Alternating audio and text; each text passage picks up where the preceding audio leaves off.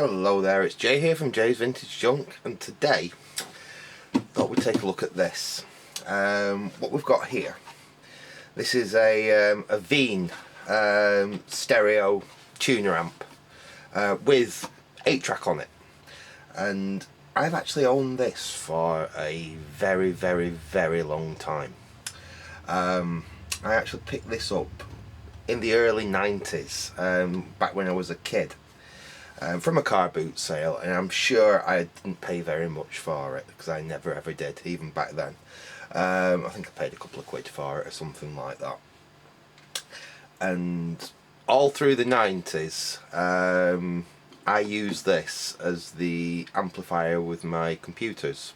First with an Amiga, and then when I progressed on to PCs, I used it even back then with a PC and a pair of decent speakers. Back when I was into my Amigas, I was really into like music mods and stuff like that, and little tinny speakers you tended to get with for computers back then. The little speaker in your telly just didn't really cut it for me, and so this is what I used for my amplifier back then. And then, like I said, when I got a PC, I carried on using this. I actually had my monitor sat on top of that, my keyboard in front of the computer, you know, to one side, and some bookshelf speakers, and it sounded, you know, much better than your little cheapy PC speakers that everyone else was running. And it basically, after that, it kind of went out of use for a little bit and got stuck on a shelf. And then actually when I went to university in the very early 2000s, I actually took this with me. Had this and a couple of, again, some bookshelf speakers, and that's what I used for everything, you know, listening to the radio, the audio from my PC, everything when I was in halls of residence.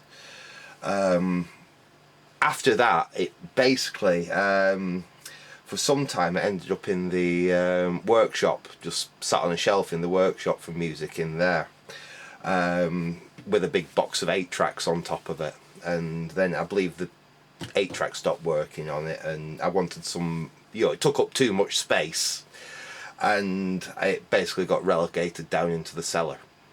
The reason I've dug it out of the cellar now is I needed something, a little stereo amplifier to do a soak test on these speakers I've got here. These are really nice. I've got a pair of Wharfdale Triton speakers in for repair from a friend of mine. There was a complaint that one of them, the tweeter wasn't working on it. So I found there was actually a break in the winding to the coil and the tweeter. Fortunately, I found the break, managed to wrap a little piece of coil wire around it, solder it on and bring it out to the terminal, and got the tweeter working again. And then the crossover failed in it. Fortunately, all it was one of the electrolytic capacitors that goes to that channel was open circuit. These are obviously, these speakers are from about 1971, so I mean, I don't suppose they've done that badly, but that capacitor was basically open circuit. And I found another one in the same crossover, which, although it wasn't open circuit, it was reading about half the value it should read. So I swapped them out. Both speakers are now working really nicely. All 3 speakers are working, the crossovers are working correctly. But what I want to do is, before they go back to their owner, is leave them on a good, you know, extended soak test and have something playing into them. And I'm a bit short of amplifiers which are really nicely matched to these speakers, and then I remembered I had this. The trouble is, this hasn't been used, like I said, in quite a long time, and it's got issues. I'll switch it on. You can hear it comes on. Tiny little bit of hum from the speakers, but that's normal for this kind of, like, probably early 1970s hi-fi gear. You can hear a bit of noise there. In fact, that might just be from the computer. Yeah, that was just me from the computer. I've got it connected up to the laptop at the moment. There we go. That's just picking up a little bit of interference. But this, like I said, has got some issues with it. If we operate all the controls, they are quite crackly. Balance controls a bit intermittent and crackly. Obviously treble control, bass control the same. The 8-track doesn't work. Now I don't know if we're going to be able to get that working in this video, because it might be the belt that's gone and I'll have to order one. But what I'd like to do in this video is just do a bit of a service and a bit of a clean up on this thing. It's just really for sentimental reasons. Like I said, I've owned this thing for a hell of a long time now, probably 30 years I've owned this for.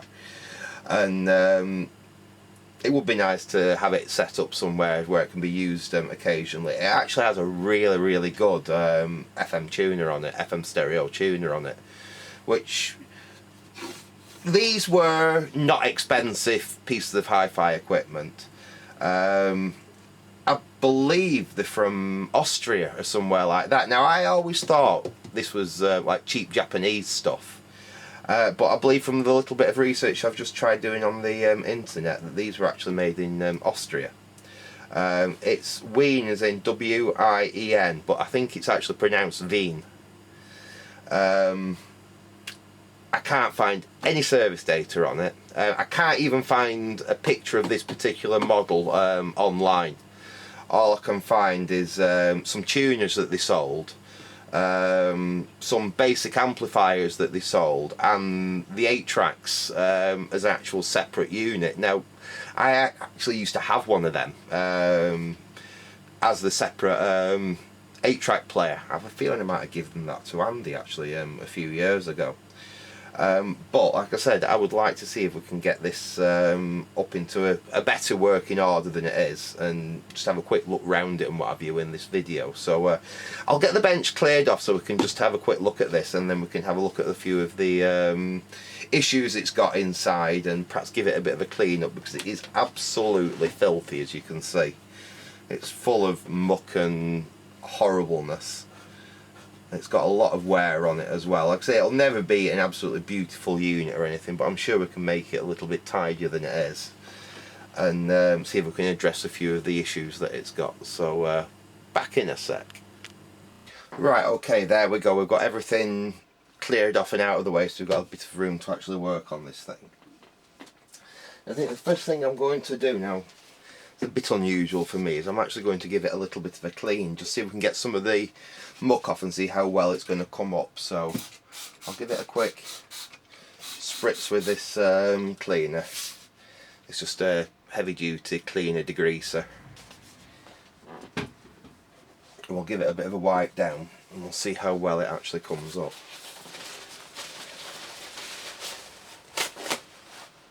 Have a look here.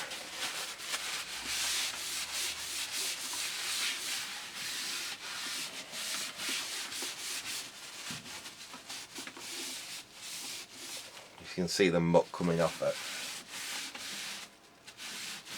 So this is what happens when things spend many years sat in the cellar, unfortunately. Like I said, it is a little bit of a shame, because it is something I've owned for so long. Ugh, look at that. Then again, like I say, it's spent quite a long time in the workshop, just sat on a shelf, instead of playing radio and playing 8-tracks. This might actually clean up reasonably well. Look, okay. Still got sawdust and stuff from the workshop all down here. Look at that. Ugh. Try and get into the nooks and crannies. Actually, with a bit of a clean up, it doesn't look too terrible. We'll go in and do this a bit more perhaps after, but for the time being I just want to get the worst of the muck off it, and we can see what we're playing with, really. It is absolutely filthy. There we go. That's looking a little tidier already.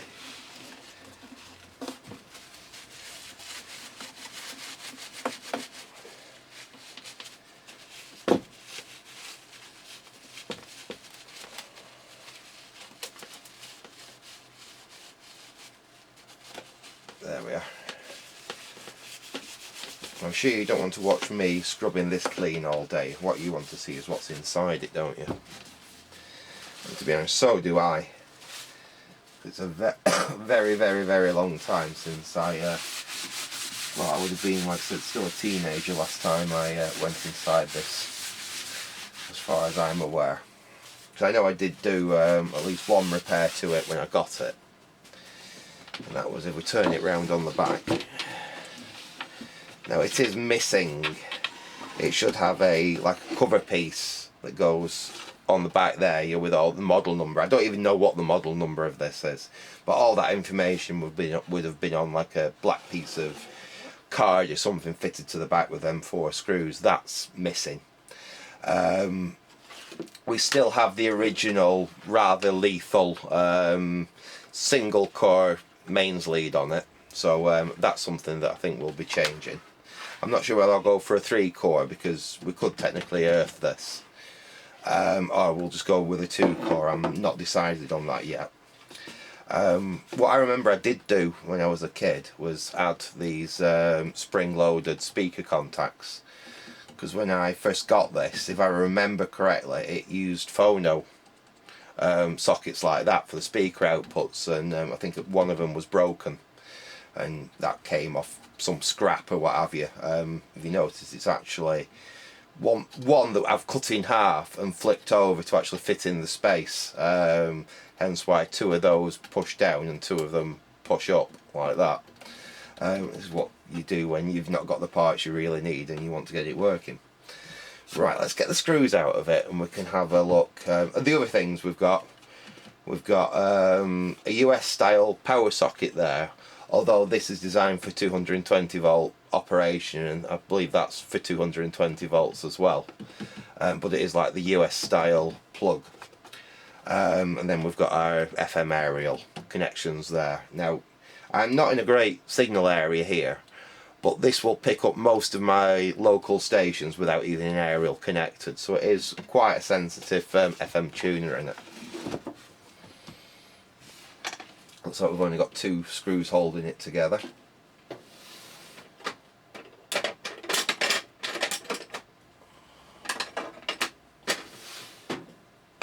Let's get them out. So I could do is I could possibly find a couple more screws to go in those holes. I might have something suitable in my stash.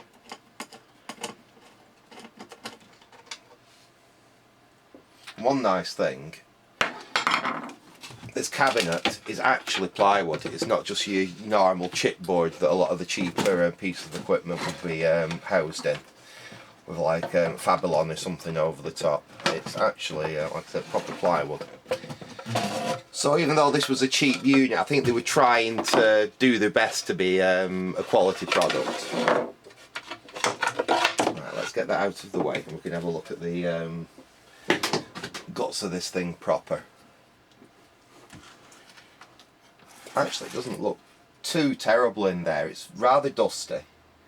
Oh, it looks like our 8-track issue may be that just the belt come off.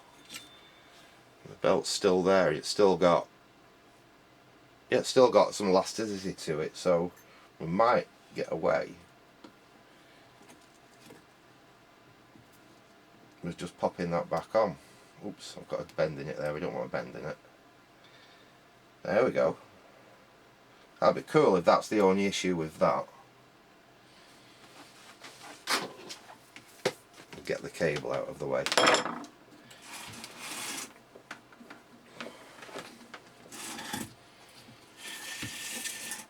Now the power supply is a little bit on the small side in this. Capacitor looks absolutely fine. We've got our output there. looks like it only uses, oh no, we've got an NPN and a PNP in each channel for basic push-pull output on it. I'm not sure about the quality of these capacitors. I think we'll be testing a few of them, see what state the capacitors are in. Obviously I'm not going to be changing anything if it doesn't need to be changed. There'd be no point in a piece of equipment like this, because I mean the radio and everything does work quite nicely on it. The most thing really with it is them controls being incredibly scratchy and a bit, you know, a bit iffy. So we need to have a look at that, and that's all that's really going to be, is a case of giving them a little bit of a spray with some contact cleaner, some pot cleaner, and they should clean up quite nicely.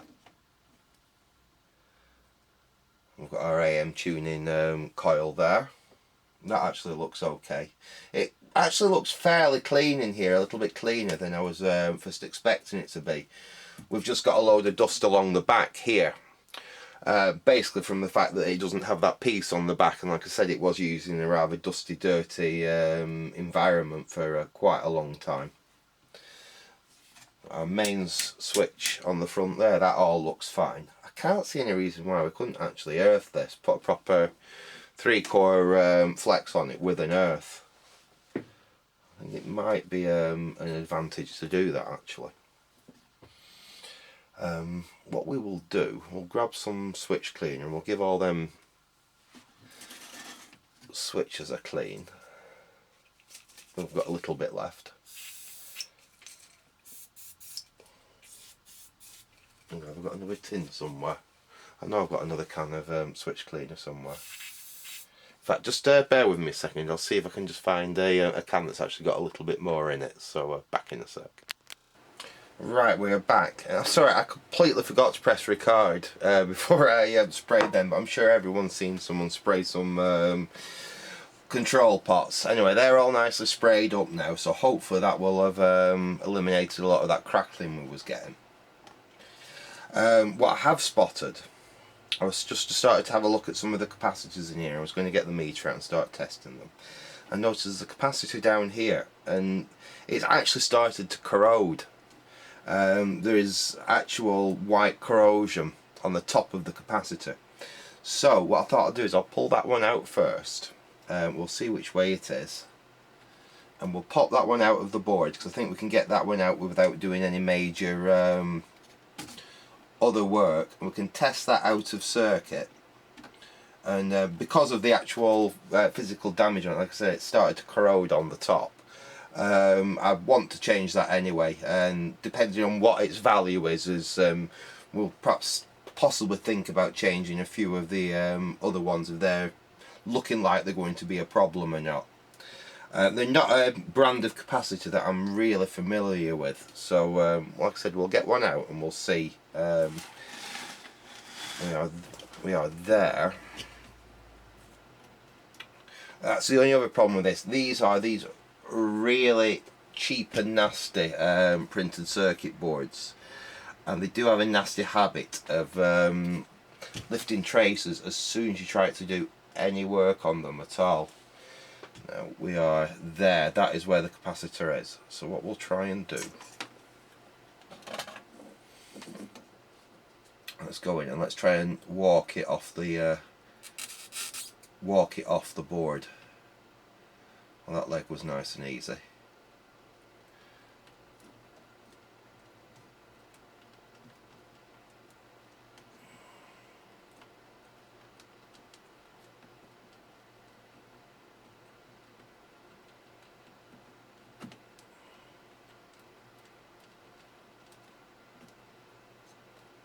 Sometimes you can do less damage just pulling it out, especially with these type of traces, than if you actually did a load of desoldering or use your like desolder gun. What I might have to do is just add a little bit of extra solder on there.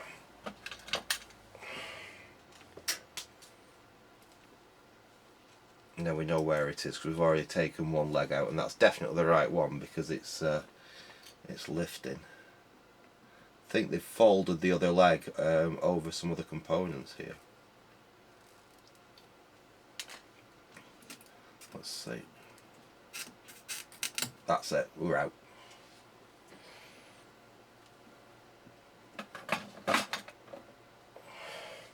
It goes in that way. We've got a 500 UF at 15 volts. And these are made in Japan. Haida. So it's negative this way. Remember that we need to put the new one in negative that way. And I can see straight away, looking at the bottom of it, that's been leaking. That's not a good capacitor. Let's get the quick basic tester in.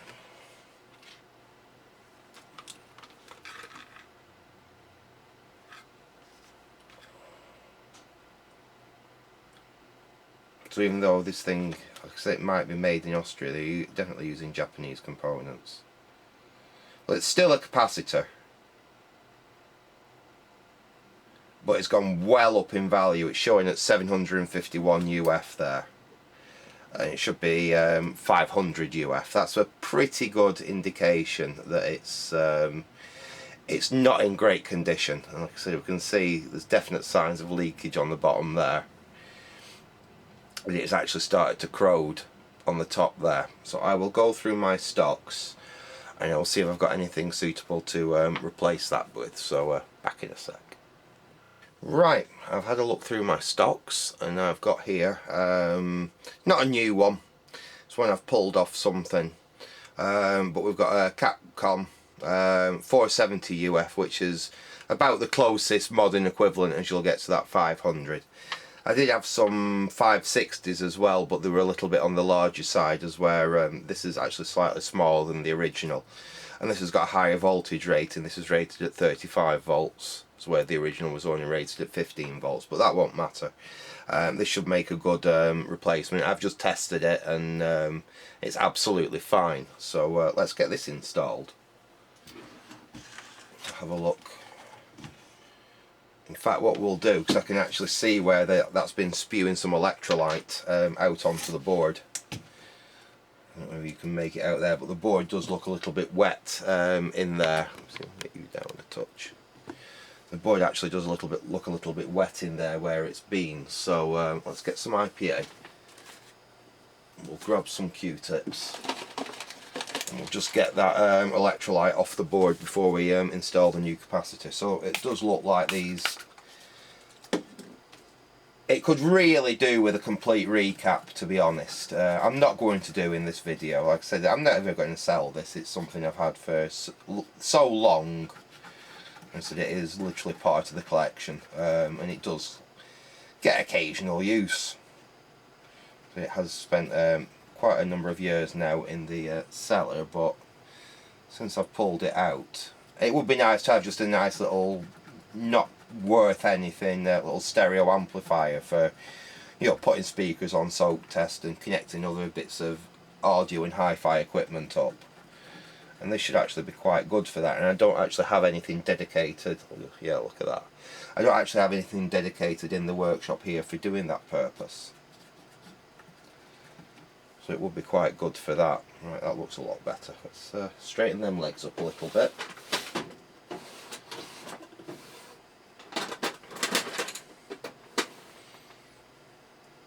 And I think we'll perhaps have a look around a few of the other capacitors and see if there's anything else that really wants to be changed. We are that way around. So we can get that in position. There we go. That's the new cap in on that side.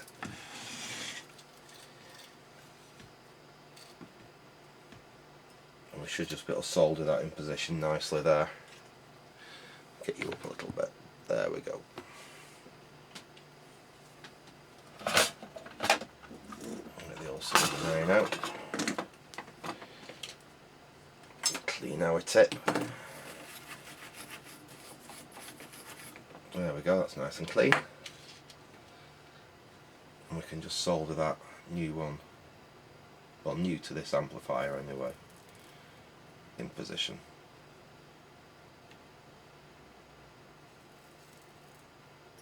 Okay, there we go. I've just noticed I spilt a little bit of solder down that capacitor before. That's something else you have to be really careful when you're working on stuff like this. Make sure you don't drop any little bit of solder while you're doing something and bridge some contacts. Fortunately, it just landed on a capacitor there, but that could easily bridge something and cause some damage. So that's out of the way. Right. What I think I will do is I will just spend about half an hour now going through some of these other capacitors. Just see if that looks like I've spotted one down there that's doing the same thing. The top of it is all corroded. But let's see about how hard would that be to pop out. And again, this will give us a good indication. There's a wire right over the top of it there. The serviceability on this I wouldn't say is great. That's from there to there. Let's see which way around it is.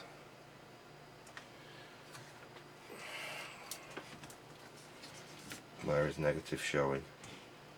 I think negative is on the top. Yes, it would be because the ground's going to it there. Right, let's see if we can get this one out and we'll have another look at this one. And I'll probably do all the rest off camera. That's it, that one.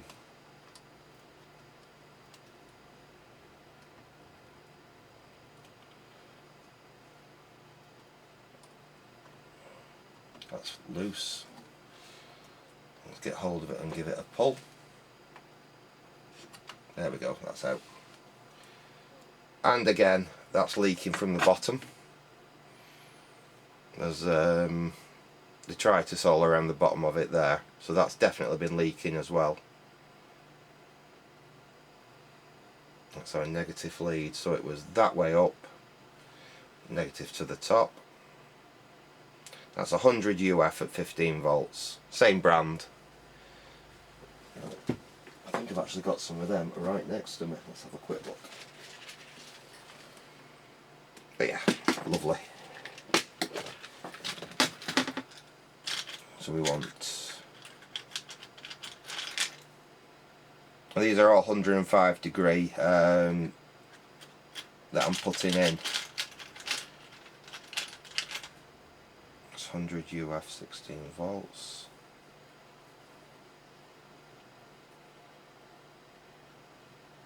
Yeah, that'd do very nicely. Got a replacement for it there.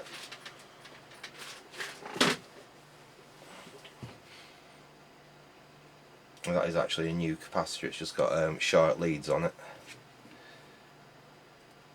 Give them leads a little bit of a clean.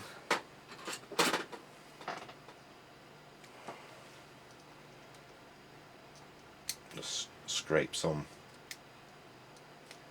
pliers down it. In fact, let's see what that old capacitor's showing.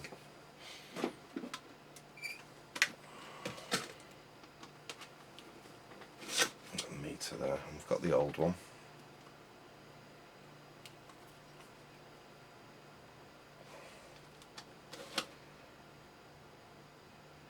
Well, it's showing 117 UF.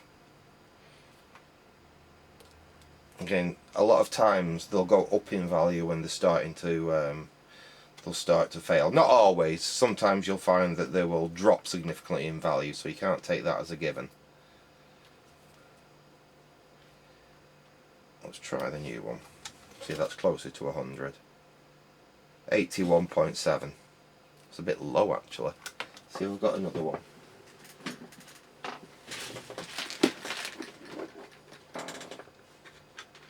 Let's try one of them. And the same. Yeah, these are rated at 35 volts, so they're again you're not right on the limit of the capacitor. Because I suspect it's probably around about a 12 volt rail. These will be on. I've been operating around there. There we go. That's closer. So let's put that one in instead, and these are newer anyway. So we'll get that in the board. that way up.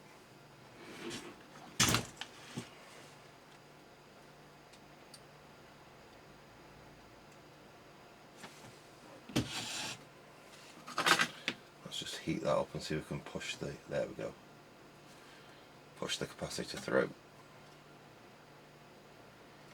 Get it nicely seated. There we go.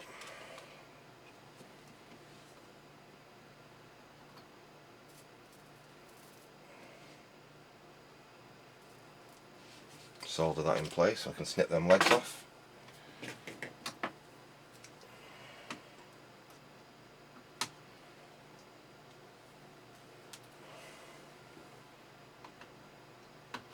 Right, so what I will do is I will spend probably half an hour or an hour, and I'm just going to go through these capacitors one at a time and just see if there's anything else that's really worth swapping out. Because I think we've had 2 for 2 on actual physically leaky capacitors there, and I mean, that one hadn't drifted much in value, but that had. So I think it's worth my while just to go through and just see what other of those electrolytics really need swapping out, and then we'll come back and we'll have a look at the next part of this. So back in a sec. Right, okay, we're back, and to be honest, I've ended up doing a little bit more than I was originally anticipating doing on this. I've changed a number of capacitors. Some of these were very high ESR, like those. Some of them were, well, like that one where it actually started corroding through there. Actually, it turned out, even though it had been leaking, the ESR was, it was marginal, but it wasn't terrible. But because it, like I said, it started corroding on top there, and it has been physically leaking, I changed that out. There were a couple of those, again, they were virtually short circuit. I changed those out. Those are the DC blocking capacitors off the output stages. Now, they could have probably been left in, to be honest. They're pretty close to value at 500. The ESR wasn't terrible on them, but they're in a part of the circuit where, you know, if they go wrong, you're going to potentially damage a speaker or something like that. And I had some in stock which were suitable, so I've changed those out.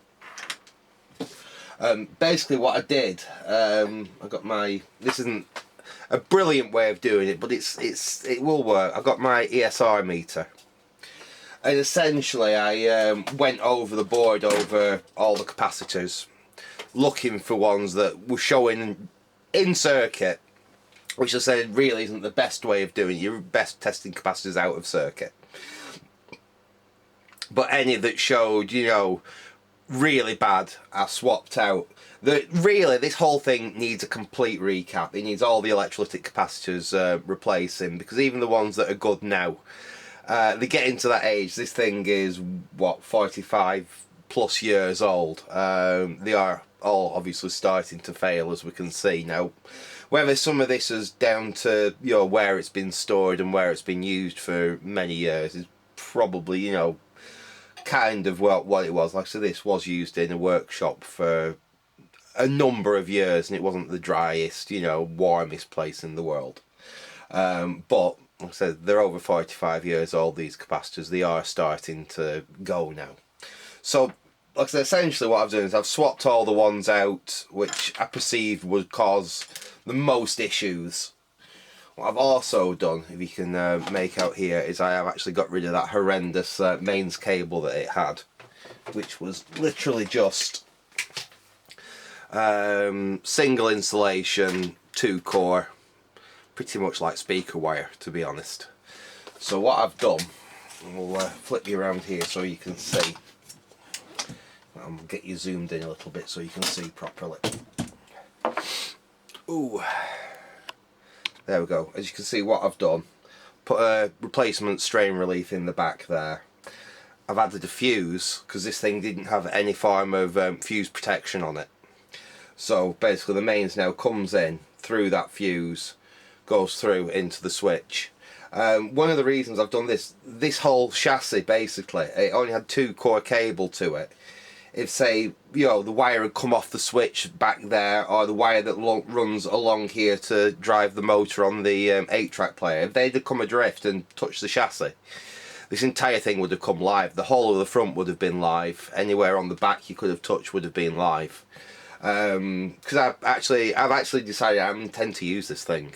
What this is going to do, this is going up into my office, and I'm going to replace the crappy little PC speakers I've got on my editing PC, and put this on there with a pair of bookshelf speakers. And if I'm up there messing about, I can also, you know, it means I've got a good FM radio up there without firing up one of my valve sets. So it's just a handy thing to have up there, and it means that I'm actually putting it back into use, actually for what I originally had this thing for, rather than it just getting stuck back down in the cellar. I swapped out the main smoothing can, if you've noticed there. Now, technically there wasn't really anything wrong with the old one. It was a little bit high on the ESR, but not enough really to warrant me changing it. But it was, again, it's 45 years old. That's a Nishikon Chemicon. Really high quality capacitor, and I've got a big box of them that I actually salvaged out of that old scanning electron microscope computer. I checked the ASR on that, and it's, you know, very good. I think the tolerance was something like 0.06 or something, and that's like 0.03, so it's, you know, it's a very good capacitor. It's a slightly higher value UF than the original. I think the original was, I can't remember actually off the top of my head, and I can't see what the hell I've done with it now. But that is a very slightly higher one, which just means there's a little bit more reserve in the power supply than this has. They would have pared these to the bone. They'd have used the smallest smoothing can they could have got away with without causing any excess hum when this thing was bought, because these were really built down to a price. Obviously that's not an issue for me now, so I have gone with a slightly larger one. That's basically all I've done so far. What I thought we'd do now, let's have a quick little look at the 8-track. I don't envisage doing that much to it, but what I think I might do, being that it's sat for so long, is I mean, the motor actually runs absolutely perfect. I can't hear any, you know, nasty noises or anything. But I will give the heads in there just a little clean with some IPA, and then we'll give this thing a little bit of a test. Let's get a Q-tip and we'll grab some IPA. Get that nice and soaked down, and we'll just go in and we'll give the heads a wee clean if we can actually, yeah, we can get in there, because God knows when these were last cleaned, if they have ever been cleaned. Oh yeah, look at that, we've got filth coming off them already. Let me see if I can get in the front way a bit easier. The trouble is it's so sat so far back there, you can't really reach it with a standard Q-tip. I'm probably better going in like I am here on the side. Just give it a little, yeah, that's not looking as dirty now. Let me just have a quick go on the other side.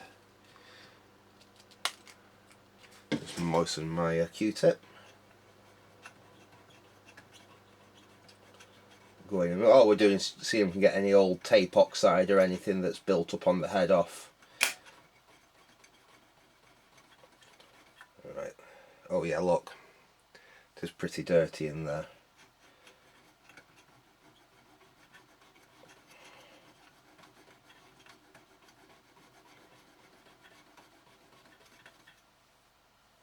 Yeah, let's get one more.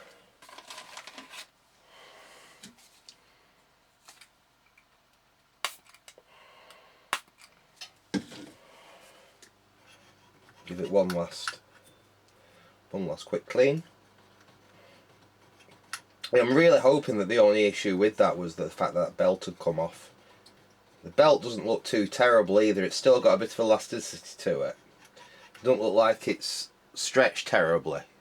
You know, it's got a nice bit of bounce to it. It's not all floppy. So I'm quietly confident that might actually work again. Right. That's what we'll do.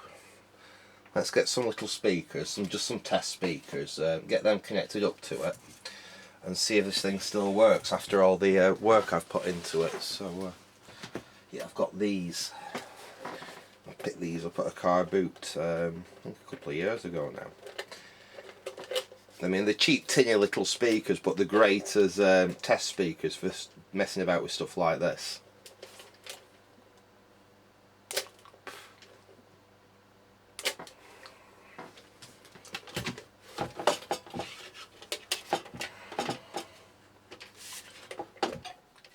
Get that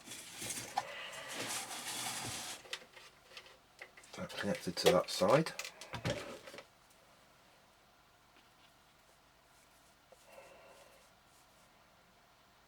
There are very thin wires on these as well. I said they're not great speakers. They're not what I'm going to use with it upstairs. I've got something a lot better. I've got some rather nice 70s old wall mount stroke bookshelf speakers, which I think I'm going to dig out and use with this.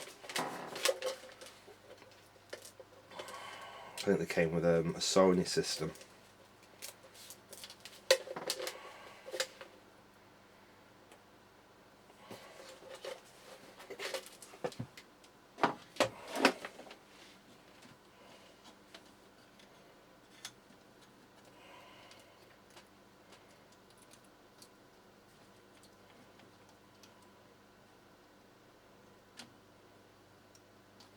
Right, there we go. That's the speakers lashed up.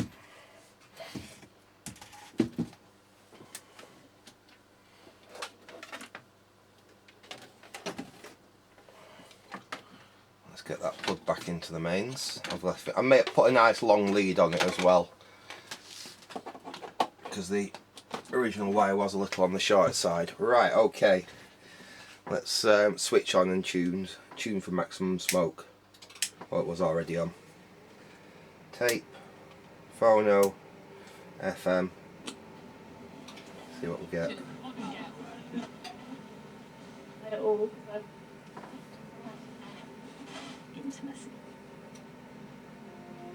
So bear in mind we haven't got any aerial on it at the moment. That's radio 3.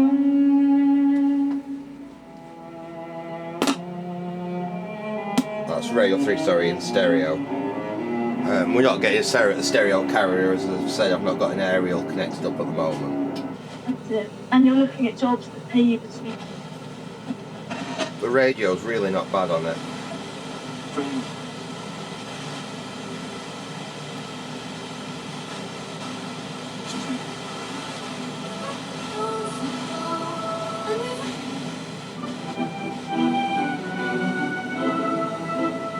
There we go. Let's see what AM's like.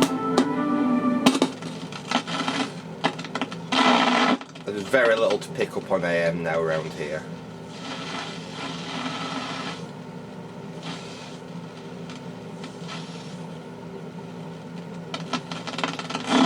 To be honest, I'm not that bothered about AM. As an adult, I find it quite hard to calm the head down. Age in 1966.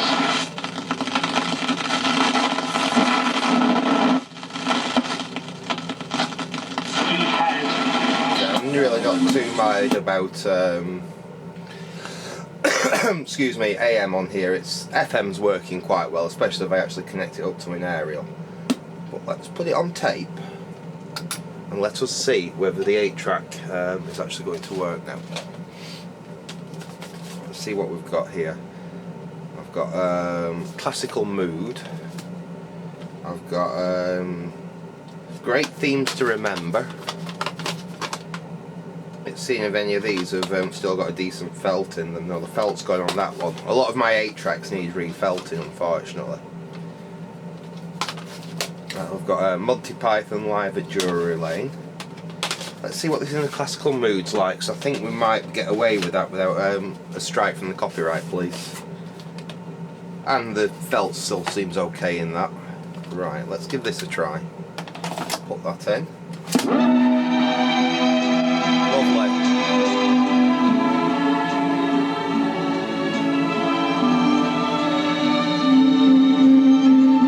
That's bass. Treble. And balance. It's all working.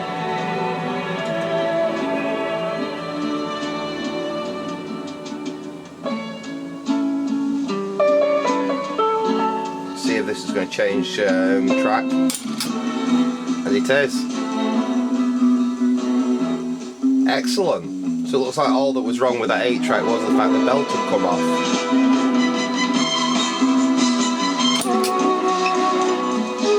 And yeah, it goes between the 4 tracks, no problem. 1, 2,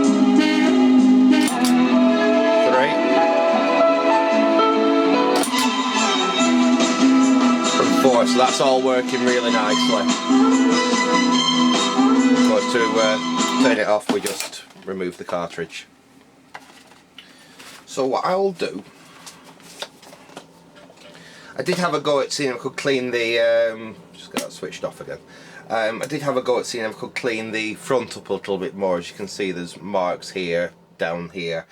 Unfortunately, it's just the fact that the paint has started to react over the years, and no matter how much I try and clean this, it looks okay for a minute or two, and then all this just starts to come back. But like I say, I'm not that mad about that. What I wanted more than anything was this thing to be a bit more reliable and a bit better working order. Firstly, so I can test out those speakers that I've just repaired. I can leave this running now for a few hours with them speakers on in the background, and make sure they're completely happy. And then, like I said, this will find a new life up in my workshop. Anyway, what I'll do is I'll put this back together, put the cabinet back on, and as a last thing, let's have a listen to it with those decent Wharfedale speakers and see exactly what it sounds like. So, back in a sec. Right, okay, and there we go. All back together. I managed to find a couple of screws to replace those 2 missing underneath, so it's got a full complement of screws in it underneath. There's a couple of things I'd like to do to it still. I'd like to make a new back panel for it just to finish it off, and also I'd like to replace those little sprung speaker contacts with some proper binding posts or something, because they're not very good then. There was something I threw on there when I was a kid, because the original phono inputs, I think one of them was broken when I got the thing, and they're just something I've pulled off some old junk and made work with it. So I know somewhere I've got a box with some nice, you know, like banana socket style binding posts, so I'll make a little plate up to go over there and fit 4 of them for the outputs. But we're all connected back up. I'll switch on. And we will try our in a classical mood. Let's start with the volume down. There's still a little bit of crackle on them controls. They really need replacing, but they're a lot better than they were. They'll do for the time being. Like I say, really I need to go back in this at some point and change all the rest of those capacitors if I really want to, you know, keep this working for a prolonged period of time. But anyway, let's put the 8-track in and listen to it through some decent speakers.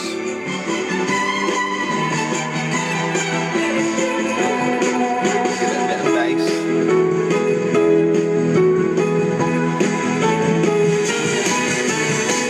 Nice treble response from these.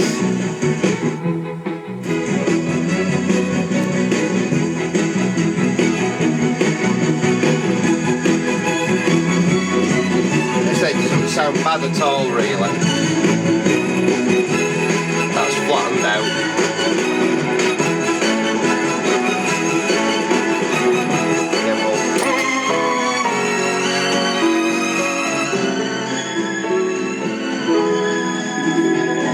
basically that's all I'm going to do, is leave it playing for a few hours now.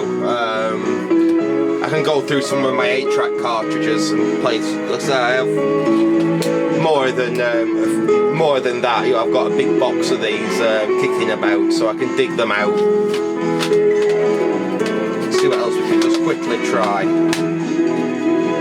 So unfortunately, a lot of them do need re-rubbering. Sorry, basically you have a little, take that out. Basically with an 8-track there's a little felt pad inside there, and over years it just turns to goop and breaks up, and the cassette won't play properly without it. You can cut a little piece of felt, and with a very carefully with some tweezers you can get it in there and basically replace the original one, which has crumbled away. It was like a kind of foam. I think that one's still ish okay. Let's give that a quick try. We've got ABBA chart busters here.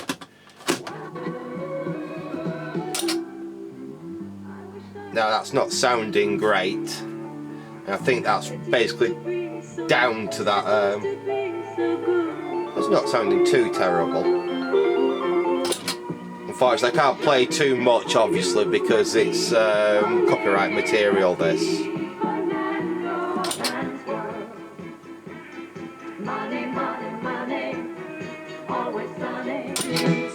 But that really could do with its felt replacing that one.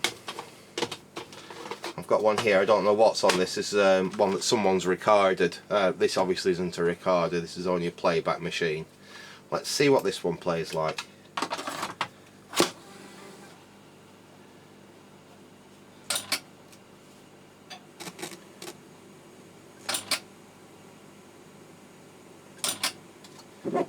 There we go. That one's not very happy.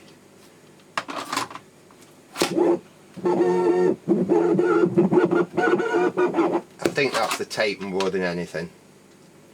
Have a look at it, it's very worn, that tape. Let's quickly try that one. Again, this one I think the felt's pretty much gone on it, so I don't think it'll play very well. Any party take Luton. No. Well, this is a very significant result. Luton, normally a very sensible constituency, with a high proportion of people aren't a bit silly, has gone completely gaga. And we just heard that James Gilbert has with him the... next to him is anyway, I'm going to leave it there for now. I said I wasn't planning to do a very long video on this or anything. I just thought I'd show show you my nice little 1970s tuner amp, like I said, with built-in 8-track. These were really at the bottom end of like hi-fi. It's not from like one of the major manufacturers or anything like this. I said, for all the time I've always thought these were like made in Japan or somewhere like that. It seems to have quite a lot of Japanese components actually inside it. But apparently from the little bit of information that I could find, they were made in Austria. Or possibly they were made in Japan and sent over to Austria and they stuck their own badge on it. I'm not sure. But it is, like I said, early 1970s. And it just goes to show this was, you know, like I said, this was cheap throwaway stuff. With just a little bit of recommissioning work, a few replacement components in there. It's actually not bad.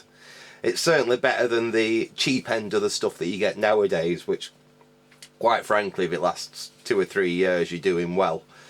This is 45 plus years old, and it's still going strong. I mean, this is closer to 50 years old, and like I said, it's still a good, usable little amplifier. Anyway, like I said, I'm going to leave it there for now. I hope you enjoyed this little look at this, and next time I don't know, we might do something more with some audio bits. I've got another amplifier actually which I need to have a look at. Something a bit more on the higher end than this. We might have a look at that. We might have a look at something computery. I'm not sure yet. Depends what I feel in the mood for. Anyway, like I say, I hope you enjoyed watching. Thanks for watching and goodbye.